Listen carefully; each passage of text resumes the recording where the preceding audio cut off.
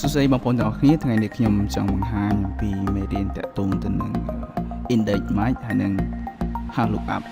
ជាងថ្ងៃនេះផងដែរខ្ញុំចង់បង្រៀនបងប្អូនតាក់ទងទៅនឹងការប្រើប្រាស់ទី1គឺប្រើប្រាស់ define name ទី2ប្រើនឹង Hlookup ហើយនិង index ហើយនិង match តមកយើងប្រើ data validation តើវាប្រើដើម្បីអីគោលបំណងគឺប្រើវាសម្រាប់មើលទិន្នន័យដូចមិន copy មេរៀនមុនទេប៉ុន្តែមេរៀននេះគឺយើងចង់ត្រូវលក្ខណៈប្រៀបធៀបតើប្រើជាមួយ Hlookup និង index យ៉ាងម៉េចមួយណាស្រួលជាងអញ្ចឹងកុំឲ្យខាតពេលយូរយើងនឹងធ្វើការអស់គ្នាជាដំបូងគឺខ្ញុំបង្រៀនបងប្អូនតាក់ទងទៅនឹងការកំណត់នៅ define name ណា define name ជាងកំណត់មូលហេតុ define name នេះគឺយើងចង់ពេលដែលប្រើ data validation ទៅយើងអាចមានកំណត់សំជាជាងប្រើនេះមកអញ្ចឹងដំបូងយើង select នៅលើក្បាលចំណងជើងនេះឬក៏នេះគឺជាបតុងរបស់ការធ្វើទៅលើជាលក្ខណៈបេតុងណាគឺកំណត់ទៅលើចំនួនប្រមាណអញ្ចឹងអ្នកដែលរៀនសំណង់ក៏អាចយល់បានដែរហើយអ្នករៀនមិនដែលរៀនសំណង់ក៏យល់បានដូចគ្នាដែរព្រោះអ្នកសំណង់គេចេះសាស្ត្រអញ្ចឹងតែយើងយ៉ាងណាក៏គឺយើងអាចចេះប្រើប្រាស់មួយចំនួនដែរអញ្ចឹងចូលដល់យើង select លើវាហើយយើងចូលទៅ formula យើងចូលពីតា define អញ្ចឹង define យើងដាក់ជាមួយលើកឡើងជាអក្សរទេលើកឡើងជាលេខទេយើងដាក់អក្សរខ្ញុំដាក់ថា ID ចុច OK បន្ទាប់ពីយើង select ទៅលើនេះហើយបន្ទាប់ពីយើងប្រើ data validation អញ្ចឹងយើងចុចទៅលើពាក្យ data ហើយរកពីតា data validation ហើយបន្ទាប់មកយើងចុចរកពីតា list នេះគឺខ្ញុំដាក់ឈឹម NG អញ្ចឹងជាស្នៃយើងអាចប្រើសញ្ញាស្មើហើយចូលពីតា ID បានដែរក៏វាឲ្យដែរឬក៏ខ្ញុំចុច control ខ្ញុំចុច control set វិញឬក៏ចុចសញ្ញាថយវិញអញ្ចឹងខ្ញុំអាចប្រើម្ដងទៀតបានខ្ញុំប្រើ shortcut ហ្នឹងចុចដែរខ្ញុំចុចចាស់ F3 ទៅម្ដងដើម្បីកំណត់អីគឺ AAID ណាខ្ញុំកំណត់ពីមុនមាន AABB ជាង ID ចឹងអូខេវាដូចជាតម្លៃហ្នឹងចុចអូខេចឹងមកយើងប្រើនៅនេះយើងចុចមកយើងចង់បង្ហាញទិន្នន័យដែលនេះទាំងអស់យើងសំកិលទៅនេះតិចតាក់ទងថាអូបាទខ្ញុំចុចនេះតែជ្រើសរើសនៅ C20 វានឹងលោតតម្លៃ C20 មកទាំងអស់ចឹងទី1យើងប្រើរូបមន្ត Hlookup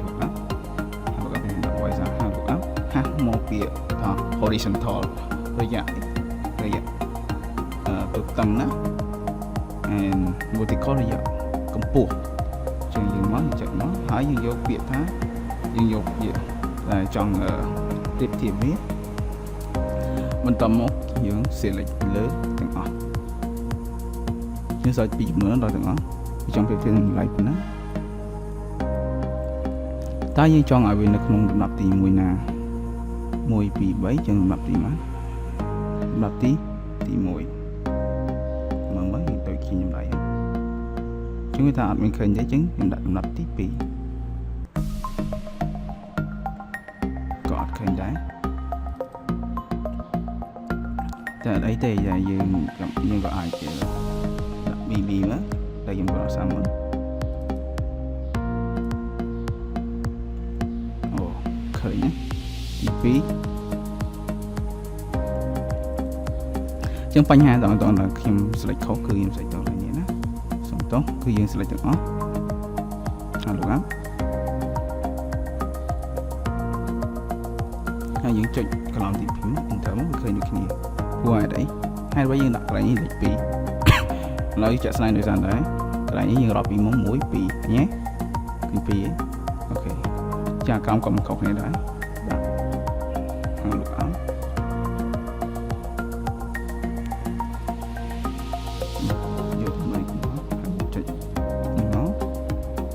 ចុចទាំងអស់មកបន្តមកយើងចុចលេខ3វានេះទីតាំងលេខ3នេះស្មើទីតាំងណាទីតាំងលេខ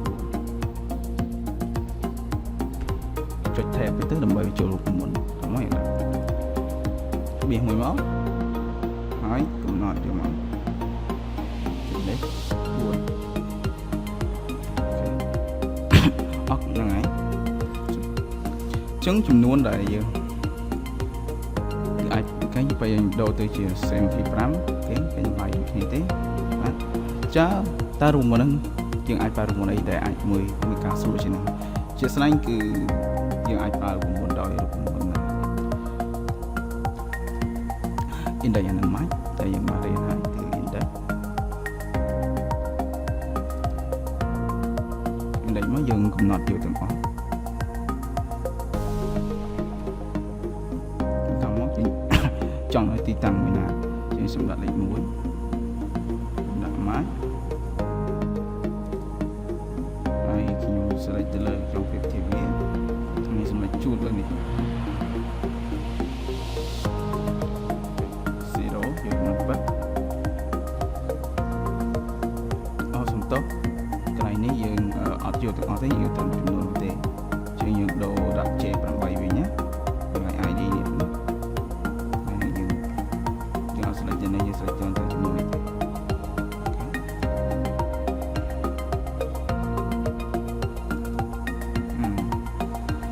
ដល់ទៀត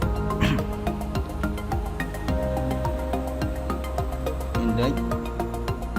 សេចលើចំនួនទាំងអស់យើងតមកយើង select ទៅលើ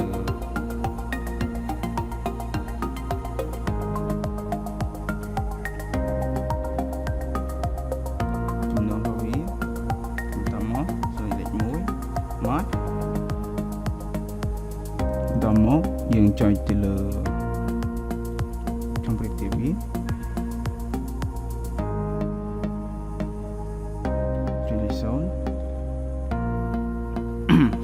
ចឹងទីតាំងលេខ1នេះគឺសំដៅទៅលើ row លេខ1 row 1 row 2 row 3ណាចឹងបន្តទៀតយើងធ្វើទៅលើវាគ្នាអស់មកហើយដាក់លេខ2ដាក់មក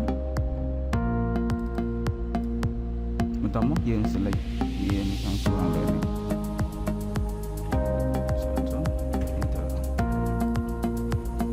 គ្នាបាទជាតើបងប្អូនអាចធ្វើបានបើមានចំណុចអីយើងអាចថែមនឹងសំណួរឬក៏ផ្សេងៗទៀត